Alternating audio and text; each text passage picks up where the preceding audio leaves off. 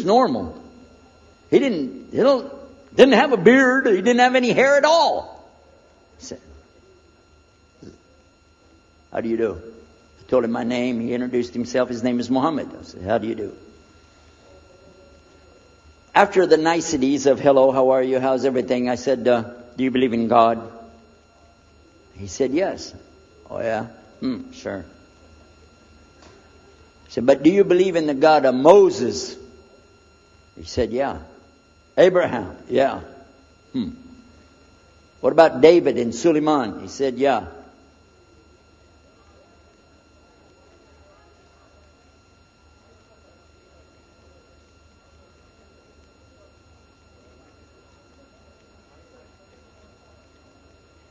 I don't know.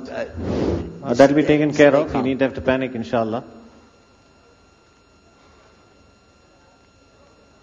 Can we have the electrician? If you just put those lights out, it'll probably help a lot. I don't see it now. Is it still burning? It's okay.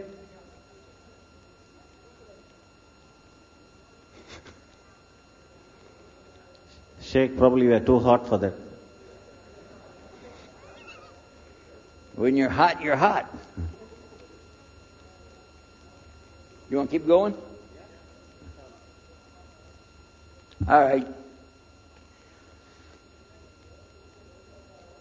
So when I meet this man, I'm impressed that he's believing these things, but I thought maybe he's just saying it. So I even asked him, what about Jesus? Because I thought maybe they're first I thought Muslims were like Hindus. That was first. And then when he said he believed in some of the things of the Bible, I said, okay, maybe they're like Jews. So that's when I said, yes, but what about Jesus? Do you believe in Jesus? And he said, yes. I said, okay, wait a minute. This is going to be easy. I can convert this guy. So I agreed that we're going to do business with him.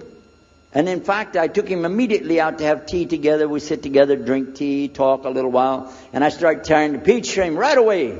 I'm in the Bible. I got it right there. Flip it open. Genesis. Let's talk about Abraham. What do you know about Abraham? Abraham, he had 2 sons, you see. And blah, blah, blah, blah, blah. And I'm doing all the preaching to him. You imagine this? And he sat there. Okay. He's a graduate of Allah's heart. And like this. Get me? You know what I'm saying?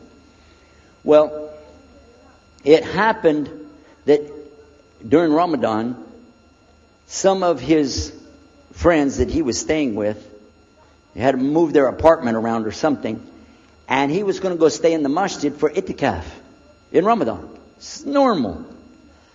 We didn't understand. I thought he has nowhere to go, and I told my dad, this man has nowhere to go. And my dad said, no, he's got money. I said, no, he doesn't. Daddy, I'm telling you, he has no place to go. I heard him say he's going to go live in the mosque. To a Christian, if you're going to live in the church, that's the worst. So I said, let me offer that he can stay at our place. And my dad said, no, you don't do that. That's not right. I said, no, I'm going to offer it to him. I went to him and I said, how would you like to come stay at our place? He said, no, I want to go and stay there. I want to stay in the mosque, and it's something good. I said, oh man, look at this poor man. Oh my God. He doesn't know, poor soul. Please come and stay in our house. And he said, no, I can't. I need to go stay over there. I said, I'm scratching his dignity. So I told him, listen, no. I want you to come and you can pay. You can pay money and stay with us. He said, how much? I said, $15 a week. Which in America is like nothing. $15 is nothing. I said, and then he kind of hesitated. I said, and we'll pay for all the food. Well, you eat $15 worth of food in one day in America.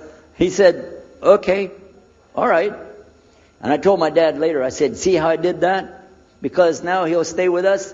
He knows he's getting a good deal on the food, and I was making it all about money. Well, I didn't know he wanted to come and stay with us. He wanted to learn about how are Americans and how is the dawah going to be. What do we believe? Especially people who are preaching. So he came and stayed in our house. And I said, well, now that's good. I'll travel with him and go with him in places, and he'll see and he'll learn about Christianity. As we were traveling and working together, we put up tables just like this and booths and things and set things out for people to come and look at them and sell things. And I caught him one time. When somebody wanted to take something from the front, he took it from the back and gave it to him. And I looked at him. And the next time somebody started to take something, he took from the back and gave it to him.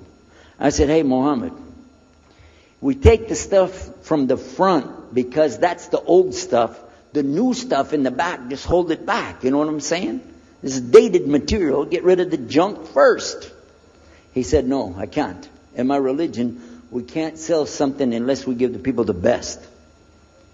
I said, got me on that one.